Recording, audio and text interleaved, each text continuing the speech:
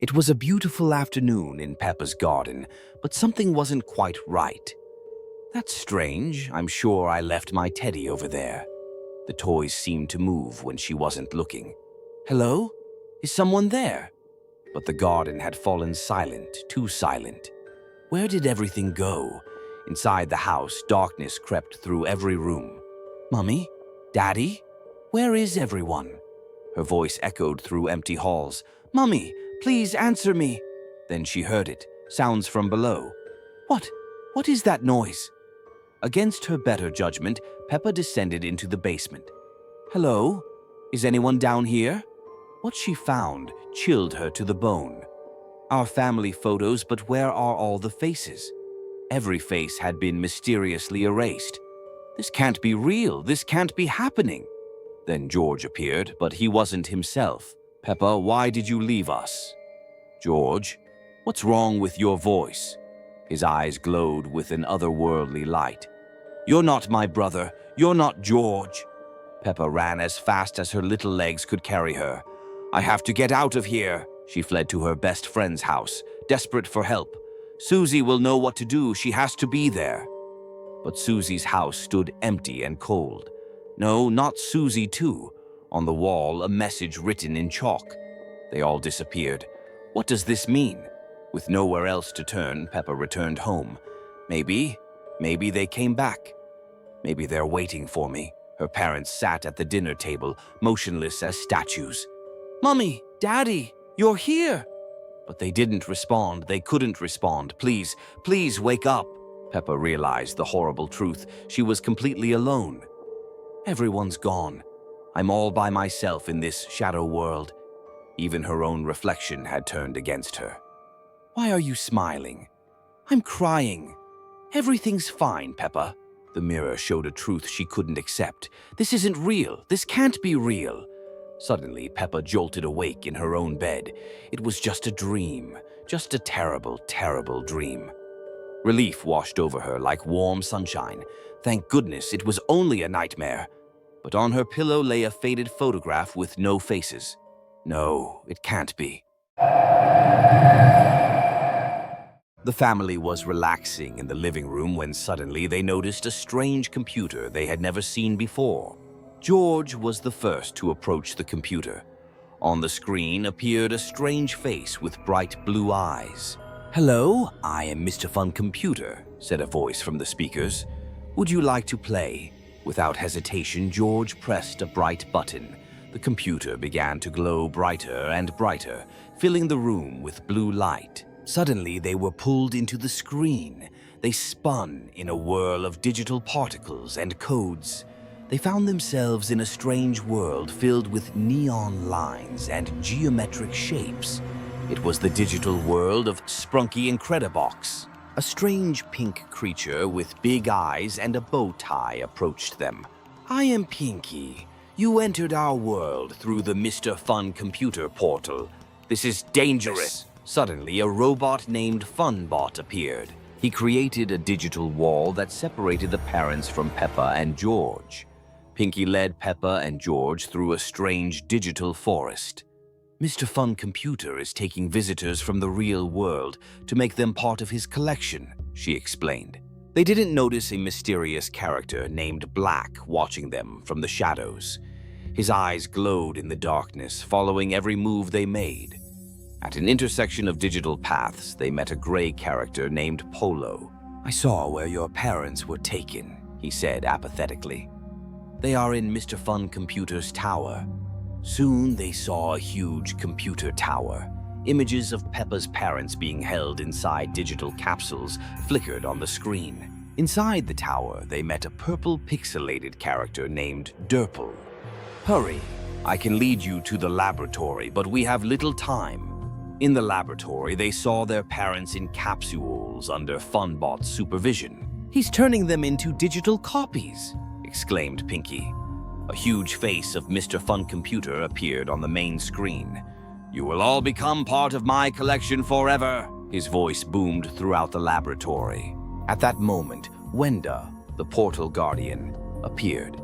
She created a protective barrier around the children. I can open a portal home, but we must act quickly. Peppa and George, with Pinky and Durple's help, freed their parents from the capsules while Wenda held back Mr. Fun Computer with her magic. "Run to the portal!"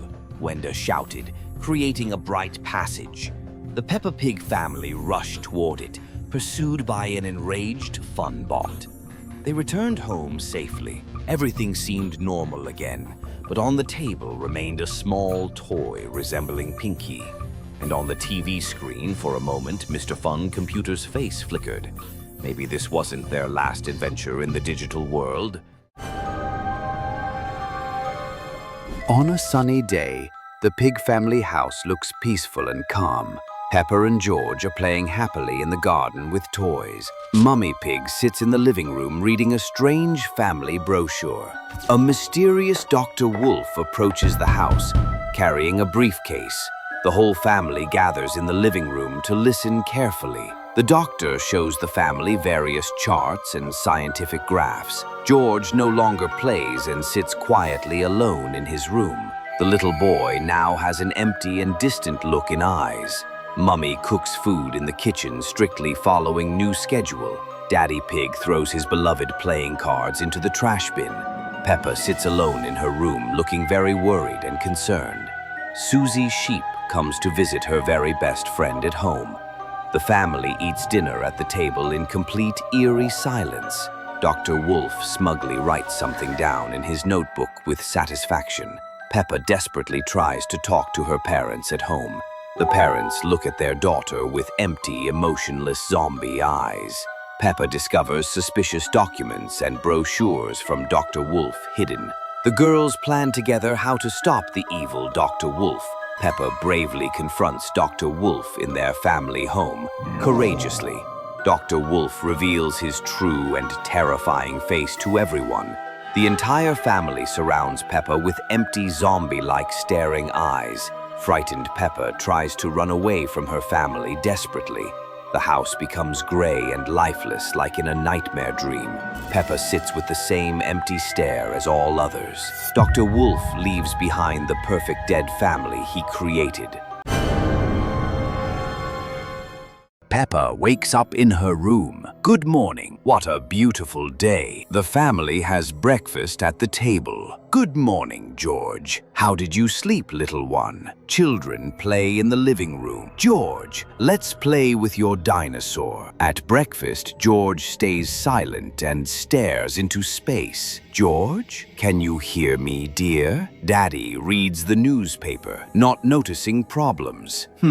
Interesting news today. Mummy tries to get George's attention. George, say something. Mummy is worried. Peppa plays alone in her room. Where is George? Why doesn't he want to play? George sits motionless in the corner. Silence, only silence. Mummy looks at George with concern. What's happening to him? He's completely changed. At dinner, George doesn't touch his food. George, eat something. You need your strength. Peppa tries to cheer up the family. Remember how we laughed yesterday? Nobody laughs. George sits with a full plate. I'm not hungry. Not hungry at all. At night, Peppa hears strange sounds. What are those sounds? George, is that you? George stands by the window with his back to Peppa. There, so quiet, so peaceful. Peppa enters her brother's room. George, what are you doing? Talk to me. George slowly turns to his sister. I'm tired, very tired of everything. George looks with empty eyes. I don't want to play anymore. Never again. In the morning, parents find a note. I went where it's quiet. Where is our boy? Peppa looks out the window at the yard. George, where are you? Come home. Peppa sits alone at the table. So quiet. Too quiet without George. Parents whisper to each other. We should have noticed. We should have helped. The empty chair reminds of George. His place will always be his place. The dinosaur lies forgotten in the grass. Even toys miss him. Everyone misses George.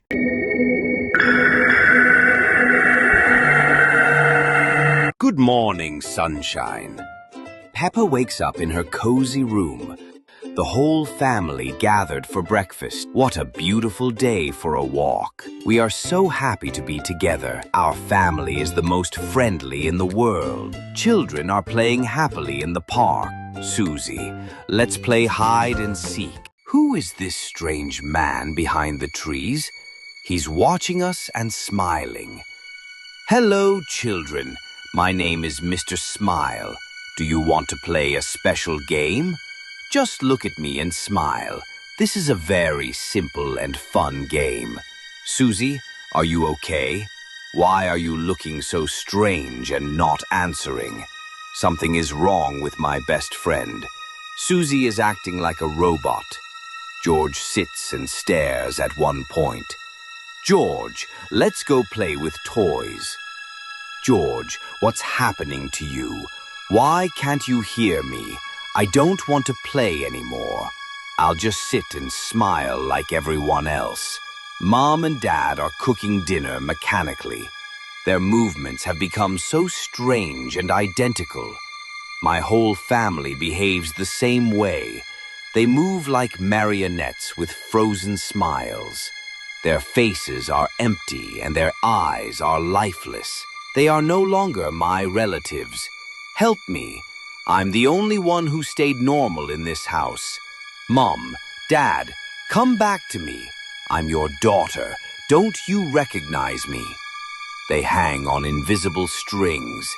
Someone controls my family like dolls. Mr. Smile came for me too. Peppa, you're the last one. Join us. No, I don't want to.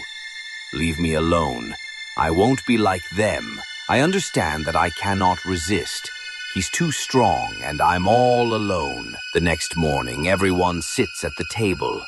Good morning. We are all very happy. I smile like everyone else, but inside, I'm screaming in horror. Now we are all the same and happy. But only I remember who we used to be.